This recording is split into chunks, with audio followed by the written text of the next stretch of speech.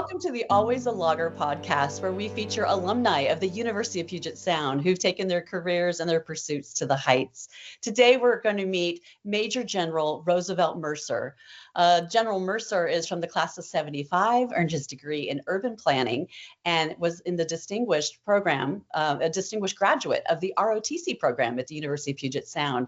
Today, General Mercer is retired 32 years from the United States Air Force and CEO and Executive Director today at the Virginia Spaceport Authority. That is exciting to me. You're working with space. I can't even imagine how wonderful that is, General Mercer. It is exciting. It's Yes. the only reason that I am still doing what I'm doing, that I'm still working at this point in my career. You can tell that by what you just already articulated, that I graduated in 1975, that I am indeed old. So for me to continue to do this, it has to be exciting for me. True, you could be sitting on a beach sipping Mai Tais right now, but you're still at it. That's right. It is. It's an exciting business, and it never gets old. Well, tell me about the Virginia Spaceport Authority. What do you do there? So, Virginia Spaceport Authority is a political subdivision of the Commonwealth of Virginia, the state of Virginia, and we own and operate the Mid-Atlantic Regional Spaceport up at Wallops Island, Virginia. So we are one of only 4 spaceports in the entire nation licensed by the FAA for vertical lift to orbit. In other words, we launch rockets. So there are 4 spaceports in the nation. One is in Alaska, Kodiak. One is at Vandenberg Space Force Base in California. One is, everybody knows, Cape Canaveral. And then one is us, the Mid-Atlantic Regional Spaceport. So we launch rockets for a living. And it is, like I said, it never gets old, and a million things have to go right every time you launch one. So it never gets dull. I imagine with a role like this and with your leadership role in the military, you have to be really refined in decision making. What tools do you use to make a decision at that level of leadership? Well, it actually started back when I was with the University of Puget Sound. I chose to go after a liberal arts degree in an institution that at that time, I don't know if it still is today, but at that time was called the Stanford of the Pacific Northwest. And so I pursued a liberal arts degree primarily with a focus to learn how to analyze and assess and do my own research, do my own analyses, and not have to listen to a political pundit on TV to tell me what to think or to tell me what is true or what is not true. I wanted to have the ability to analyze and assess myself. And the University of Puget Sound is where all that started. And then it continued through my military career, through the various primary military education that I continued. And I've had an opportunity to serve and complete programs at some of the best institutions in the nation, from Syracuse University to Harvard. So that's where it comes from. That's how it develops. And then in the United States military, from a very young age, you are given an opportunity to begin to learn how to lead and how to make decisions and what questions to ask and how to analyze a scenario and look at what is coming and determine whether it's the right thing to do or not. I was a young lieutenant at 23, 24 years old, sitting in underground missile silos, operating and maintaining an entire intercontinental ballistic missile silo and complex. So you start early. They teach you early, and then you evolve as you go through your career. Is there a tip or two you could share with all of us muggles who have not served in the armed forces or with outer space about making decisions? How do you get clear in making the right decision? Is there a tip or two you can share? I would say, first of all, to thine own self be true.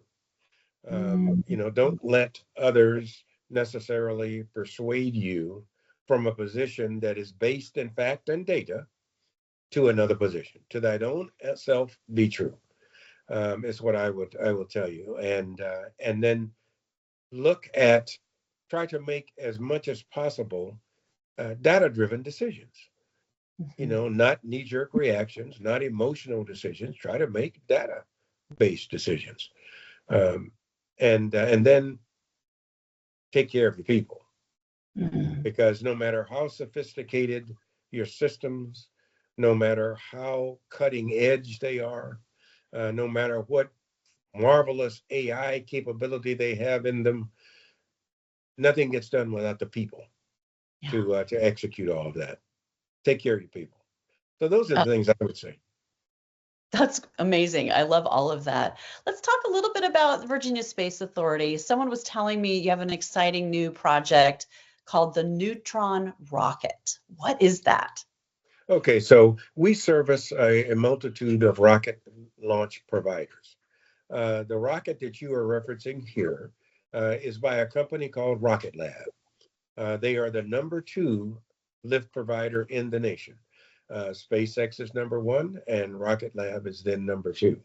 They are developing the Neutron rocket. It is a brand new rocket, a incredible cutting edge design. Never been designed like a rocket has never been designed like this before. Hmm. It is a mid-class rocket, but it is very, very large. It'll be about 141 feet tall, in excess of some 25 feet in diameter, uh, capable of lifting some 32,000 pounds to low Earth orbit. So that is the neutron, and that's what we call it. So it sounds So like it's that going is to be a workhorse. It's going to carry supplies, is what it sounds like. it will be able to carry everything from supplies to complete satellite constellations. It'll be able to carry an entire constellation and insert it into orbit. Can you speak about any of the other projects or rockets that you've sent off or what missions you serve? I know there must be a lot of confidential work, but maybe there's some things you can share. Yes, certainly.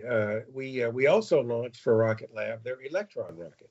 That's become kind of a workhorse for them in terms of its capability. It's launched some 80 times consecutively, successfully. Not all of those from Mars, but they have another launch site in New Zealand. But between the two sites, they've launched over 80 Electron rockets. So it's a smaller rocket, but a real workhorse for them. We also, our other customer is Northrop Grumman. Northrop Grumman is developing a brand new rocket called the Eclipse. It's actually going to be larger than the Neutron, Wow. capable of lifting some 35,000 pounds into low Earth orbit. That's in development now as we speak, and within the next year, we expect to launch both of these. I had read somewhere that you all deliver supplies to the International Space Station. Is that accurate? Yes, it is. About twice a year, Northrop Grumman, their Antares rocket, generally we put up about 8,500 pounds of supplies, experiments, equipment to the astronauts on the International Space Station. And we tend to do that twice a year. We have not done it this year because Northrop Grumman is developing a new Antares rocket, a new series of which the Eclipse will be a part of. So once they start flying again, hopefully within this next year, we'll go back to resupplying the astronauts from Mars. In the meantime, they're getting their supplies delivered to them from the Cape. They're launching out of the Cape. I imagine working with space has to change you in some ways, some sense of wonder or mystery. How has this changed you? Yeah, so it lets you know what's in the realm of the possible, Yeah. what is really doable, right? And that the amazing capability that you're able to lift this, do a controlled explosion, which is what a rocket is. It's a controlled explosion, and put a ultra sensitive, ultra capable satellite into orbit. And most Americans don't recognize how reliant we really are on space every day. It affects your life every day. You just don't think about it, right? When you put in an address in your phone to go take you turn by turn directions, that is the only reason you're able to do that is because of a satellite constellation flying in middle Earth orbit. That's the only way you can do that. But you don't think about that at the time. If you go to an ATM machine and you want to get some of your money out of your bank account at an ATM machine, that does not function without a satellite. That's a satellite transaction that allows that to happen. If you want to go and watch Dish TV, if you have Direct TV or Dish TV at your house, that is a satellite constellation flying some 22,000 miles away from Earth that give you that capability to go turn on your TV and watch Direct TV or Dish TV. It affects your life every day.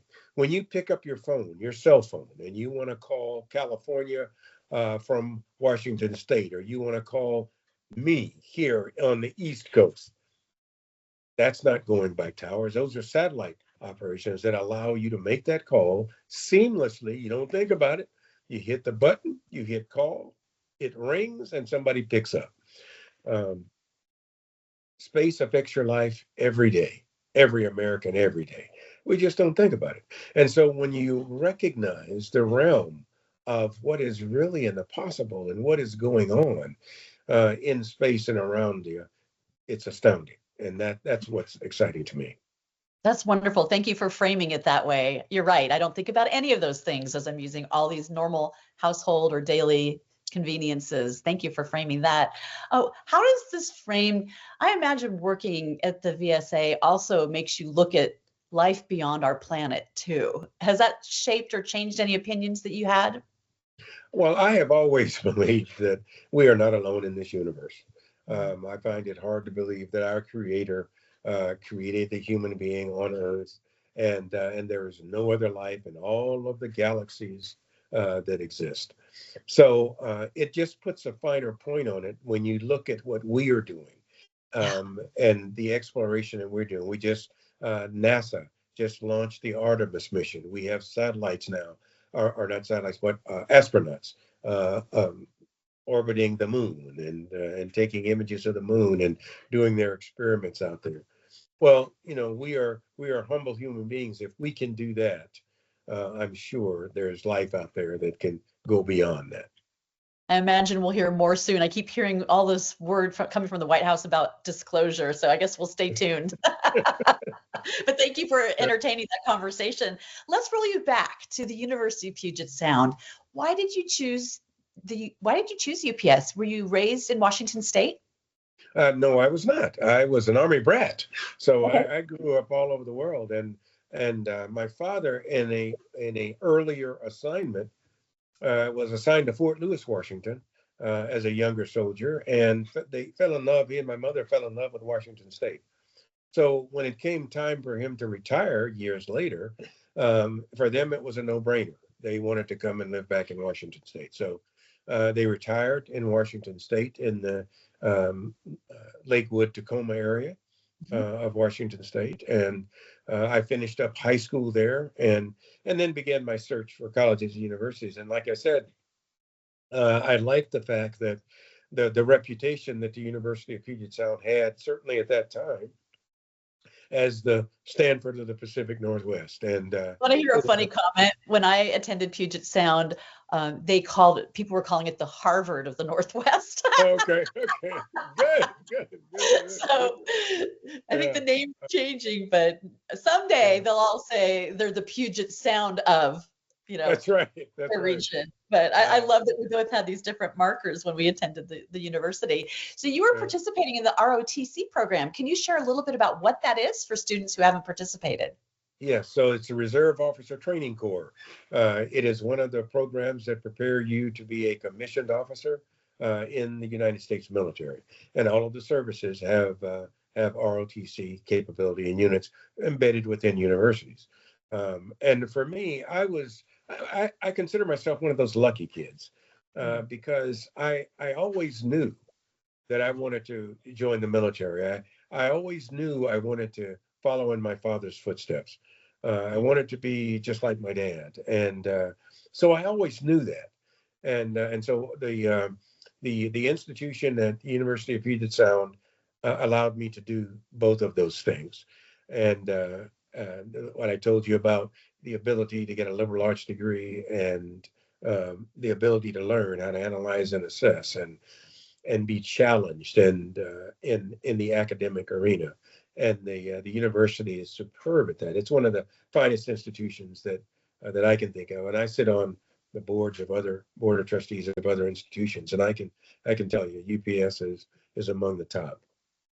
Yeah, we've been very fortunate to attend such a great institution. So, what other things did you do while you were on campus, or was that a lot, ROTC and being a full-time student? Well, that was a lot because I had to work my way through college. So I was working 2 or 3 jobs at a time as I was working my way through school. I did join some of the groups on campus. There was a Black Student Union that I was a part of while I was there, and that would afforded some camaraderie and get to know some of the other students on campus. The other thing though that I liked about the University of Puget Sound was their view about academia and individual thought and creative thinking and inclusiveness. I was truly touched about that because, as you said, I graduated in 75. That means I entered in 71. And we were just coming out of the 60s and all of the turmoil that the nation experienced from the early to mid to end of the 60s. And it was also the time that we were coming out of the Vietnam War, right? We were in the middle of the Vietnam War during that time. We ended up coming out of it in April of 75, the year I graduated. But all of that turmoil was going on too. And what I really liked about the University of Puget Sound to this day, I still reflect on the openness of that institution and the lack of guardrails in terms of academic pursuit and expanding one's mind and experience. It was outstanding, and for me, it set a foundation that carried me through to this day. In fact, That's lovely. Let's take a little career journey. Will you tell us what you did? So you would be a commissioned officer when you finished the ROTC program. So where did you go? What was next? yes. So my first assignment was I was assigned to intercontinental ballistic missiles. That Wow. was Wow. it. It was the Titan II intercontinental ballistic missile system. I went to Wichita, Kansas, to McConnell Air Force Base. There were 18 of them there around the Wichita area, and these were the underground silos that were during the height of the Cold War. And so we were always on pins and needles every time we go out, right? Was Russia going to do something crazy, or was China going to do something crazy? And so that's where my career began, and I think that is where my attention to detail began also because it was a unforgiving business. You had to the smallest thing. There was no margin of it for error. So even the smallest things you had to pay attention to, which most people would not consider important. You had to consider down to specific words that were used and the meaning of those words in that work.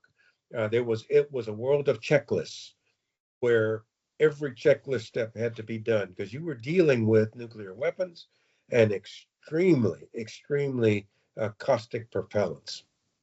Nasty, nasty stuff that's still used in spacelift today. Quite frankly, the stuff is still used, but nasty, nasty stuff. I was So going to ask you you had about to the do it. checklist pos. Did that create a habit for you of discipline and checklists that you still use today? Is that something that Uh, we should all be paying attention to? Absolutely, Mm, absolutely. And you can ask my staff. You met my chief of staff and you met my executive assistant. yeah. Ask them what they think about my attention to detail, because it's amazing over time doing it for so long. Um, if I'm reading something and there's an error and it just jumps right out at me, and I'll let them convey to you some of their experience with that. Can't make But mistakes with you as the boss. that's right.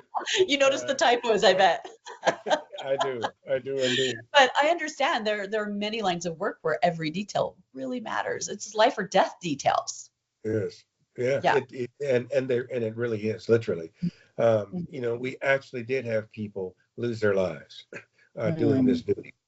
Yeah. Um, I was on alert at one complex when a neighboring complex had an accident, and we lost uh, two young lives there, and I'll never forget it. It stays with you for life.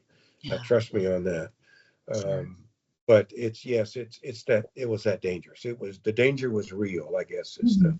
is the way to put it. What was next after that? Okay, so I did that for 4 years, and then it was one of those things that I guess I was good at, and so they recognized that, and they said we need you to go teach this Okay. to the younger generations, the guys that are coming up. So at that time, there was a unit called the 4315th Combat Crew Training Squadron out at Vandenberg Space Force Base, California. Okay. Um, it was an elite organization. In fact, you had to meet a board and be hand selected to become a member of that board. So that's what happened. My commander submitted my name and my package, and so I got selected for that. So off to Vandenberg I went after 4 years, and I was an instructor teaching the business. And then within 6 months, I was the senior instructor evaluator, of which there's only one in the entire squadron. So I taught that business for a while, and until there was a two-star general that was in charge of the base at the time, and his name was Jack Watkins. Just a wonderful guy, amazing leader. He brought a tour through the training facilities where we had simulators for underground missile silos where we taught students. So he brought people through for a tour, and I was the guy giving the tour, of these distinguished visitors that he had coming through. So I did that one day, and then he left, and my commander got a phone call from him, Okay. and he said, "Listen, I would like Ted Mercer to come become one of my command briefers at the headquarters." Wow. So, so the squadron commander came to me and he said, "Ted," he said, "what do you think about that?" I said, "Well, sir, I like what I'm doing. I'm the senior instructor evaluator here. If you are happy with me, I'd like to stay." He said, "Oh, great, Ted. I was glad. I was hoping you'd say that." He said, "I'll go call him." So he went back and he called General Watkins, and then he came back to me and he said, "Well, Ted, I told him, and he said that you start as a command briefer on the 1st of August." That's about right. So so That's that's how it how it went. goes. Yeah, that's how it went. Sometimes you can be too good at your job. Yeah, so that's how it went. So that's how I got into the command briefing at the headquarters and the protocol business, and so I did that for a couple of years, and then my boss called me in and he said, "Say, I got great news. You've been selected to go to Strategic Air Command headquarters in Omaha, Nebraska." Wow. So I was a young captain and went to Omaha, Nebraska, Strategic Air Command headquarters. We used to call it SAC, and I was there in charge of all assignments for intercontinental ballistic missile individuals. So I managed all of those assignments for them. And one day I got called by the director of personnel. His name was Colonel Larry McNeil, another great guy. So I get down to his office and I report in, and he says, "Captain Mercer," he said, "you are immaculate in your uniform." He said, "I'm surprised to find that you're out of uniform today." And I said, "Oh, what do you mean, sir?"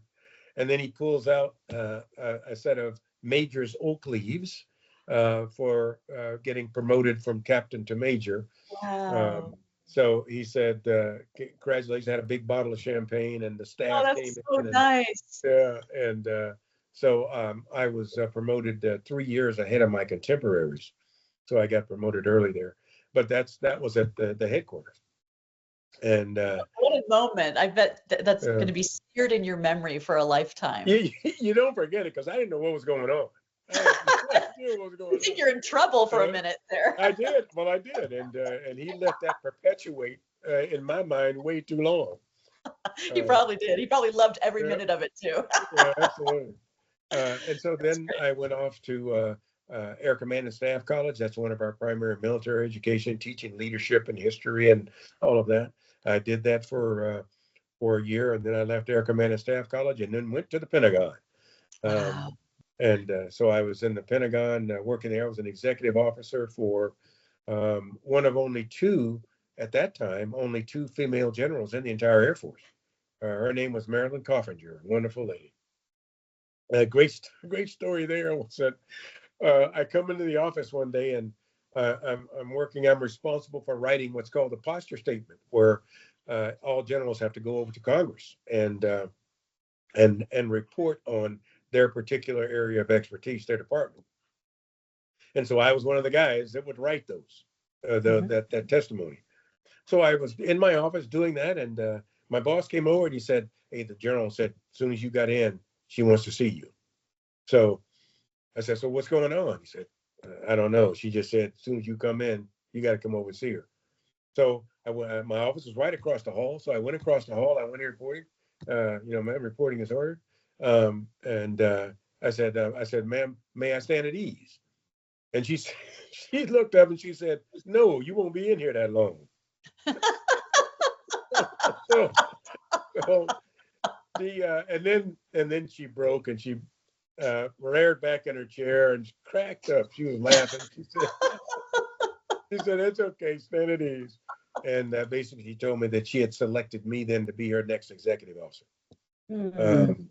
So I've been executive. So I did my Pentagon assignment, and then one day I got called in by the deputy. Her deputy was a general named Marcus Hurley. He's a fighter pilot, and he called me into his office and he said, "Hey, got great news. We've just been notified that you have competed to get on the squadron commander list." And I said, "Whoa!" I said, "That's extraordinary, sir. The squadron commanders are usually lieutenant colonels, not majors." Wow. And I said, "So, sir, I thought you had to be a lieutenant colonel to be a squadron commander."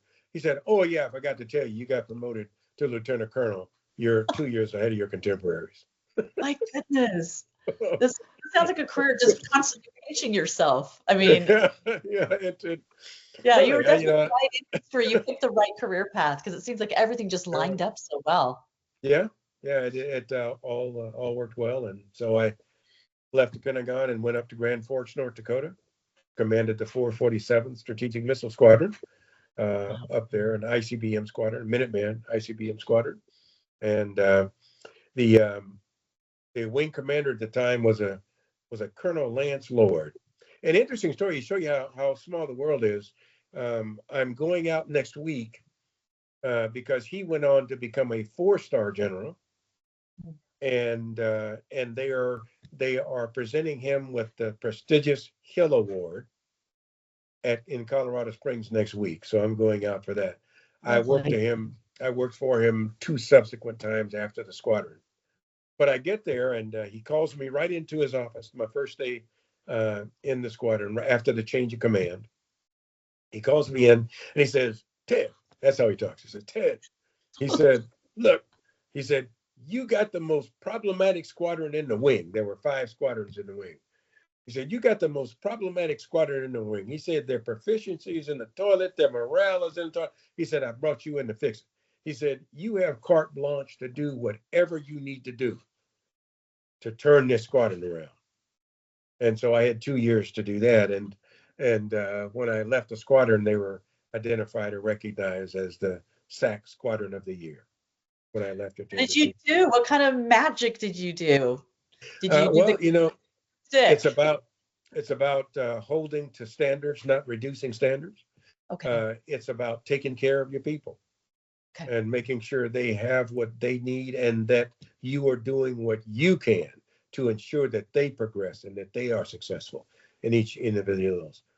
And it worked. It worked. That's how you build trust. Yeah, yeah. Yeah. And Wow. I mean, are so we even a third of the way through your military career? yeah, yeah. Well, about that, about that. This is a Um, remarkable story. So then what was next? so then I went over and did a little stint in the maintenance side of the house after my squadron command time was over. And then I got a call from the personnel center. down in Texas, and the personnel manager that handled our career field from there at the Air Force Personnel Center called me. A gentleman named Daryl Sims, and we're great friends to this day. He calls me up and he says, Colonel Mercer, he said, "Hey, what do you think about an assignment to Germany, headquarters European Command?" And I said, "Well, I haven't lost nothing to Germany. I'm not interested in going to Germany." He says, "Well, let me put it another way." He said, "How would you like to go to Germany?" so, so that was it. I got assigned to take over the nuclear division at headquarters European Command in Stuttgart, Germany. And my job there was to manage the nuclear stockpile for the NATO alliance. Um, so so that's what I did there. I had been promoted to full colonel, and so I went over there as a select. I had not even pinned on the new insignia yet because my time had not come to pin on. But when I got over there, because I was the chairman of an international group, um, the commander or the deputy commander of European Command, which was a four-star Air Force general, said that we need to get you frocked to colonel. And all that means is you're not going to be get paid for it, but we want to get approval to get you to put the insignia on so that when you meet with these international colonel equivalents, you are wearing the signature of a colonel. But the Air Force only did two of those a year. They only authorized two of those a year out of the entire Air Force. So he sent a message to the vice chief of staff of the Air Force. And in that message, he said, we need to frock Colonel Mercer to get him ready to do the duties, the joint duties here on in the international community in Europe. So we waited, and I was having to brief him every week because President Bush one had decided that he wanted to bring all of the short range nuclear weapons back to the United States. So these were thousands of systems. And my job was to collate them, safe them, and return them to the United States. So every week I was briefing him on the status, how many we've collected, how many have gone back, how many have been collected.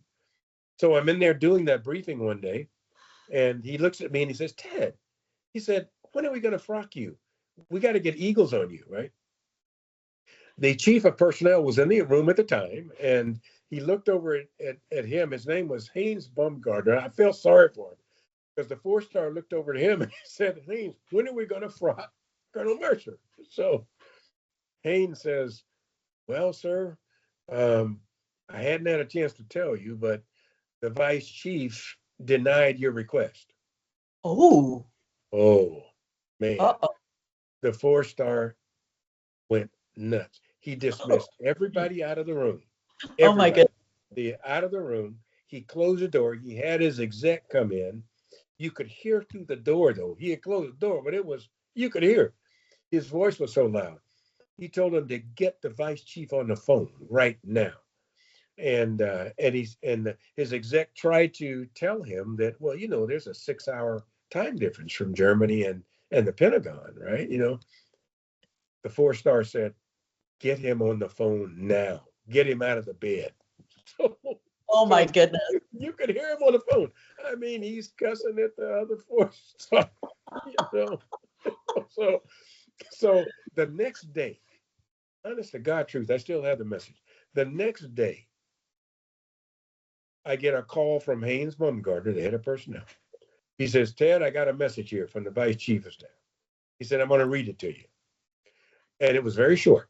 The message said, I remember to this day, the message said, upon further consideration of your request to frock Colonel Mercer is hereby approved.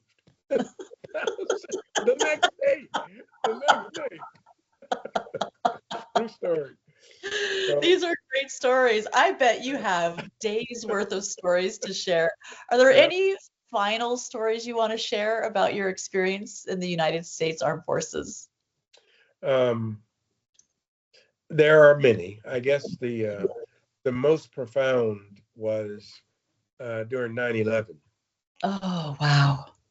I was the commander of Keesler Air Force Base in Biloxi, Mississippi, at 9/11 when it occurred. Uh, I had on that installation, I had 6,000 18 to 21-year-old students. This is where they got their technical training Okay. for whatever specialty they were going in. So I had 6,000 on the installation, students. I had 7,000 permanent party personnel, military people assigned to the base. Um, and I had two geographically separated housing units with families at 9/11. And I'll never forget it. I had just every weekend, I would get about 200 new military members from Lackland, their basic training. Now they ship them to us for their technical training. So every Tuesday, I would be standing up in front of that group, telling them what to expect what their behavior should be like, and so forth and so on. And it was during one of those that it came over the radio from the command post that the first airplane had flown into the tower. Thought maybe that might be an accident. So I told them to keep me informed. Just a few minutes later, called again. Second airplane is at the tower. So I immediately convened the battle staff, and then the rest is kind of history. Accounting for some 20,000 people, I had to account for. I had to lock that base down and ensure that everybody on that installation were safe, and nobody was hurt. We didn't know what was going on no more than anybody else did, um, but we had a job to do, Yeah. and I'll never forget that. My wife was a hero of the hour because there was a lot of panic, a lot of young wives and families that did not know what was going on. So she started every day, 7:30 in the morning. She would meet at a one of our facilities and have all the spouses that wanted to come over, and the room was packed. And she would relay the latest information that she would get from me, so they knew what was going on, what was happening, what was going on around them. We had also the only Muslim chaplain in the Air Force stationed there. His name was Hamza Al Mubarak. That was his name. And we had him to come to these families, these wives, and explain to them about the Islamic religion and what the tenets were, and that this was not part of Islam. These were radical nuts. Right. Um, and so she did that. She was the hero of the hour because those wives were no longer in a panic. They every day they knew they could get the latest information about what was going on, what was happening around them. And but it was a profound memory in my mind, carved in my mind, Yeah. because of the events of the day. Hmm. Uh, It really reinforces the message of how important communication is. And not every leader supports communication. Some people like to withhold or keep it close to the vest. yes, So why did you do the opposite? it's because of what I learned over time. What I learned over time was that what you just pointed out, people are always starved for information. Tell them what you can. We cannot go into exposing classified information to anybody that's not authorized to receive it. Everything outside of that, tell people what's going on. Share with them. There's nothing, stop the I got a secret stuff, because some people do that. Some leaders do that because their sense of power is vested in that. I know something you don't know, right? That's not leadership. That's not leadership. That's not where your power or your authority comes. So that's why I operate the way that I do. If you could deliver a message to the Puget Sound students who are in the ROTC program today, what would you like to share with them? Take care of your people. Don't let your fear of failure get in the way of success. Don't let your fear of failure get in the way of success. Wow. Those two That's things. that's a big one. I think everybody fears failure. How do you face it? What's your advice? Prepare, prepare. Be the best at what you do. I mean, I'll tell you another story. Right? When I was going through training, intercontinental ballistic missile training, it was a two-phase process. It took you about a year to get through all the training. When I was at Vandenberg, Santa Barbara is only 50 miles south of Vandenberg Space Force Base in California. Wonderful Santa Barbara and the beaches in the town. When I was going through training there, on the weekends, the draw for the young guys on the weekends, the weekend is here. Let's jump in the car, go to Santa Barbara. Where was I? In my dorm room studying. That's where I was. And when I got to the operational wing, within 6 months, my expertise had been recognized and I had been selected to be an instructor within 6 months at the wing. It paid off, but the Yeah. commitment is early on, right? Be the best at what you choose to be, whatever that is. It doesn't matter. Just be the best. But that also means put in the work. There are no shortcuts. Put in the work. Well said. And it's very clearly that's the mantra that's gotten you to where you are today. Major General Roosevelt Mercer, class of 75, and a distinguished graduate of the ROTC program and current CEO and executive director at the Virginia Spaceport Authority. Thank you so much, General Mercer, for being a part of the podcast today. We've just loved everything about your leadership and your expertise. Thank you for sharing. Thank you so much. It was an honor to be here. You given me such a wonderful opportunity, and I thank you for that. It's fun to walk down memory lane, isn't it? It is. It is It indeed. really is. I have such fond memories of the university there, and it set me on a course for the rest of my life. And I still use and remember some of the things I learned there at the institution. It's a great school.